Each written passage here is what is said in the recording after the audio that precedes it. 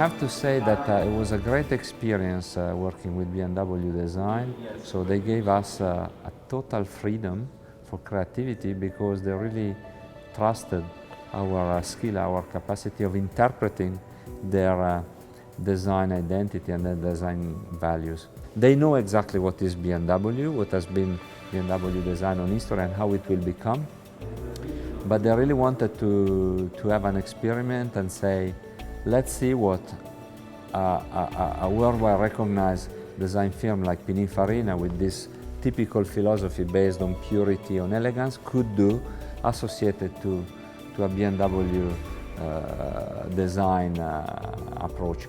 So it was a Pininfarina-led design, and they just participate from time to time just by making sure that what we were doing was not going against the BMW identity. So they let us the maximum freedom as far as we could keep inside what they would still recognize as BMW. And one of the interesting discussions we had with Adrian Van Noyden and Karim Habib was to understand where Pininfarina finish and when BMW start. And we always discuss if we do that, is still Pininfarina or start to become a BMW? They said, no, you do a Pininfarina. And we try to make sure that what you do still is a BMW.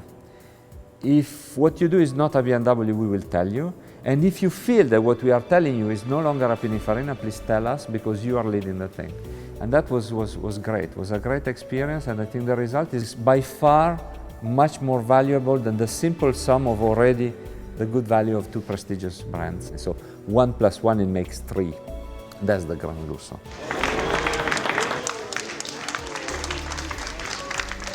Well, you know, we have a process where we basically went step by step.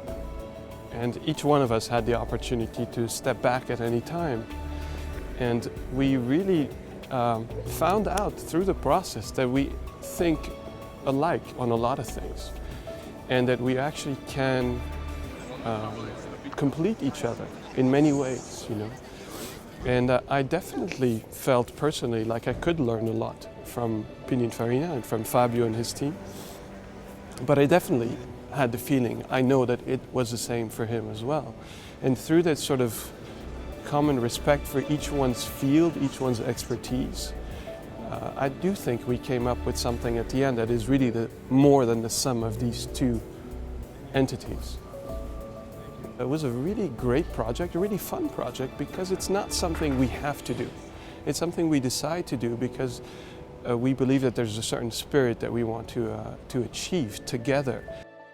I think the most important thing is really, as you know from BMW, first of all, proportions. I think we worked very hard on the right proportions. I think when you look at this, it's really clear, clean cab rearward proportions, long hood, short front overhang, but also the proportions of sort of the stance of the car. It's very, we actually called the design theme, if you will, or the proportions of the design theme a high water line.